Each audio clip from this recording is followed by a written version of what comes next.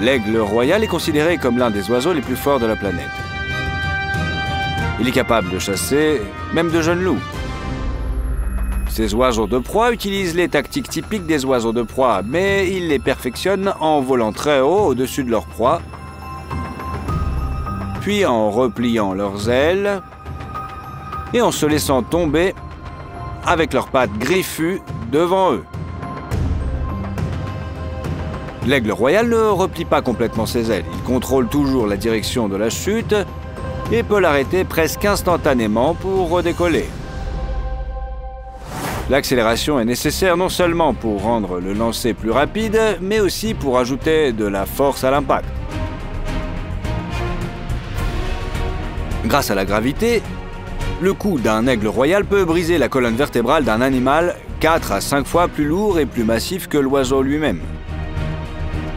En même temps, l'oiseau ne cherche pas à mettre fin au combat d'un seul coup.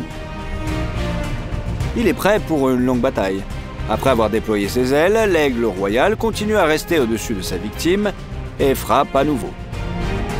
La tactique est si efficace que ces oiseaux ont été utilisés par les humains pour chasser les loups il y a des centaines d'années. Et sont encore utilisés aujourd'hui dans certaines régions d'Asie. Que pensez-vous de ce type de chasse? Faites-nous part de votre opinion dans les commentaires. Chaque griffe du prédateur à plumes est aussi longue qu'un couteau, et il y en a 8 au total. Lorsque plusieurs lames frappent une douzaine de fois en 1 minute la victime, de l'attaque n'a pratiquement aucune chance, même s'il s'agit d'un animal carnivore. Surtout après le premier coup écrasant. Cependant, cette tactique n'est pas du tout un ultimatum. Le loup est capable de lâcher la prise de l'aigle et d'utiliser son arme principale, sa mâchoire. Le prédateur ne se contente pas de mordre, il saisit son adversaire puis le balance d'un côté à l'autre. Cela désoriente l'oiseau et ne lui permet pas de retrouver son équilibre, tout en lui causant de graves dommages. L'aigle royal ne peut tout simplement pas atteindre les yeux du loup avec ses griffes, car ses mâchoires le projettent au sol comme un chiffon mouillé. Chaque coup fait craquer les os légers et creux de l'oiseau. Et lorsque le loup atteint la gorge de l'aigle, il n'a aucune chance. Cet aigle royal a décidé d'utiliser son tour préféré sur un énorme chien de berger. Il semblerait que le chien soit derrière le loup en termes de force et de fureur. Et c'est souvent le cas. Sauf que l'aigle royal ne connaît pas les races de chiens. C'est un vrai combattant cette fois. Et vous savez quoi? L'oiseau avait toutes les chances de réussir, même contre cet adversaire. Il s'est abattu sur le chien et a donné son coup. Comme il n'était pas parfaitement précis, il n'a pas pu briser le cou du chien, mais l'aigle royal l'attrapa avec ses griffes et commença à frapper méthodiquement avec ses pattes. Seul l'oiseau a sous-estimé son ennemi. Ces chiens ont été élevés spécifiquement pour résister aux prédateurs. Ils ont l'habitude de riposter. Ils se protègent également l'un l'autre et marchent toujours en compagnie. Il est difficile de dire si le chien aurait été capable de lutter seul contre un énorme aigle, mais il n'a pas eu à le tester. Ses amis sont venus à la rescousse. Ensemble, ils se sont jetés sur l'aigle royal et ont pu en venir à bout rapidement. 3 de ces chiens peuvent faire fuir un ours. L'aigle royal est pratiquement sans défense face à eux. Il a réussi à le faire tomber de la patte du chien et l'a ensuite traîné sur le sol. De cette manière, l'oiseau n'a pas pu retrouver son équilibre et reprendre son envol. Il a d'abord été attrapé avec ses griffes, puis il a été saisi par l'aile, étiré et tué alors qu'il était couché sur le ventre. Elle n'a pas pu se défendre avec ses pattes. Finalement, c'est l'aigle royal lui-même qui est devenu la proie de ses chiens. Voilà ce qu'est le travail d'équipe.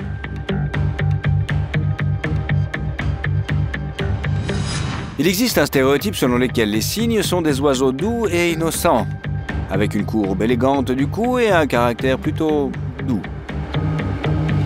Il est vrai qu'ils sont élégants et que la monogamie catégorique de ces oiseaux semble romantique au goût de l'homme. Mais dans la nature, les cygnes ont un autre trait de caractère dont on ne parle généralement pas. Ces beautés blanches sont de vrais durs à cuire dans le monde des oiseaux. Lorsqu'un couple de cygnes s'installe, personne d'autre ne s'installe. Ils ravagent les nids des autres, poursuivent, battent et noient les représentants d'autres espèces. En général, ils s'approprient tout le plan d'eau qu'ils ont choisi, même si sa superficie est beaucoup plus grande que celle dont ils ont besoin pour vivre. Cet aigle ne connaissait manifestement pas les habitudes des cygnes. Il capturait tranquillement des poissons et d'autres créatures marines, et il s'intéressait déjà aux oiseaux blancs eux-mêmes, les considérant comme un dîner potentiel. Pourquoi? Des griffes acérées, oui, un bec puissant aussi.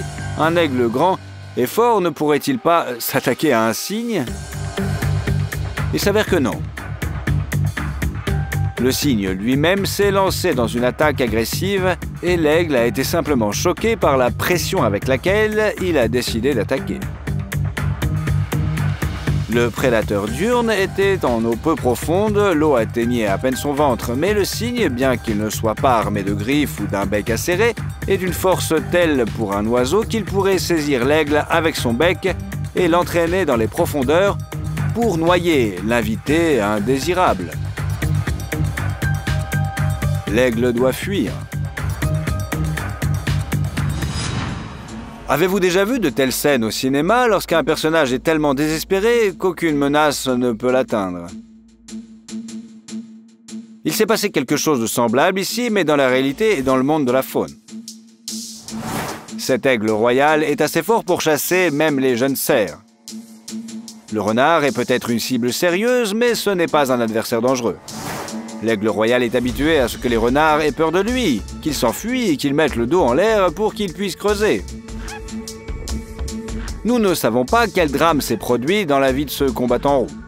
Peut-être s'est-il battu avec son renard, qu'il a perdu un bon terrain de chasse.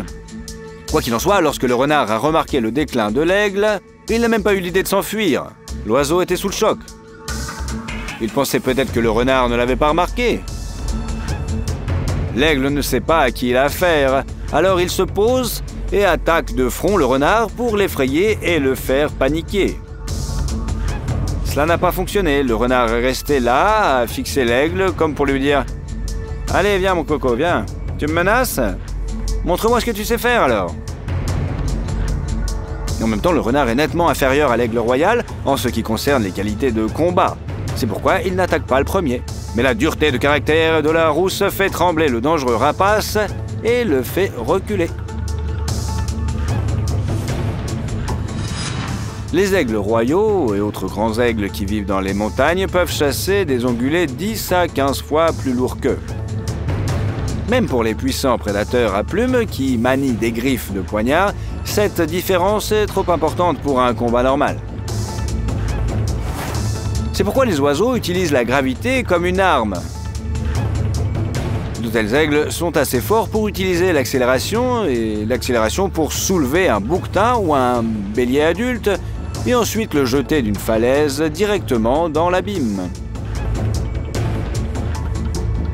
L'ongulé ne parcourt pas une si grande distance dans les serres du prédateur à plumes, mais l'oiseau calcule tout de manière à ce qu'il y ait une grande profondeur sous la victime lorsque la prise de ses pattes griffues se relâche. La victime finit par s'effondrer sur le sol et il ne lui reste plus qu'à s'envoler pour commencer son repas. Plutôt cool, non? Mais les ongulés eux-mêmes n'aiment pas ce plan.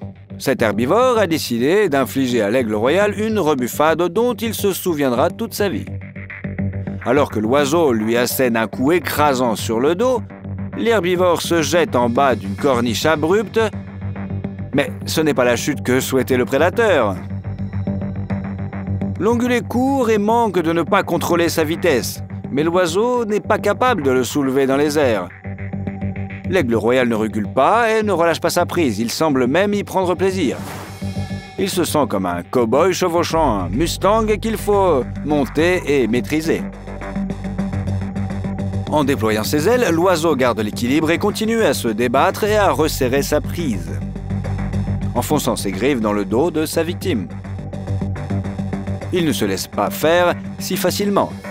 Mais le prédateur a sous-estimé sa proie. Sa victime fait un geste incroyable. Elle se retourne pour que l'oiseau soit devant elle et s'écrase à toute vitesse sur le rocher. Ainsi, l'herbivore a pratiquement enfoncé le rocher dans le corps de son ennemi. Et à cause de l'inertie de la chute et de la chèvre elle-même, il s'est écrasé sur l'aigle royal et l'a achevé. L'oiseau est vivant, mais on ne peut que deviner les blessures internes et les fractures qu'il a subies. Mais la chèvre, grâce au fait qu'elle a atterri sur un oiseau mou, a échappé à des dommages critiques. Certes, elle a été blessée au dos, mais elle a pu laisser tomber ce harceleur et retourner à son troupeau. Plutôt cool, non? L'aigle ne s'attendait certainement pas à une telle impudence. Il était en train de manger tranquillement lorsque l'oiseau a été repéré par un chat. Pour ce prédateur à plumes, un chat domestique est aussi une proie potentielle. L'aigle à tête blanche peut faire face à une bête 2 fois plus lourde et plus grande qu'un chat. Mais le bandit à fourrure ne se préoccupe pas de savoir qui est en face de lui. Il est à la recherche de sensations fortes et d'un casse-croûte. Il s'approche furtivement de l'aigle, mais l'oiseau le remarque. Le plus drôle, c'est qu'au sol, le prédateur à plumes n'a pas envie de se battre contre la bête à griffes.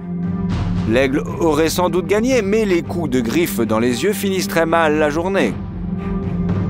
Aussi, lorsque les 2 adversaires se sont aperçus qu'ils s'étaient repérés, ils se sont simplement détournés et ont commencé à scruter leur environnement.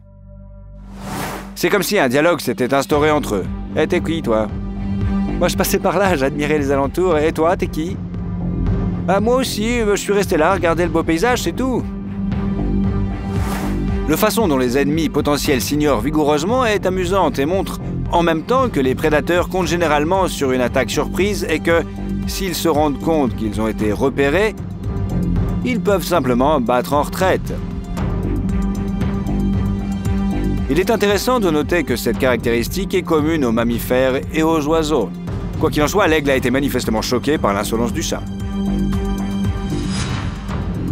Quel cas de répulsion inattendue des oiseaux de proie vous a le plus frappé? Répondez dans les commentaires et n'oubliez pas de vous abonner à notre chaîne pour être le premier à découvrir les faits les plus étonnants sur les animaux sauvages et domestiques.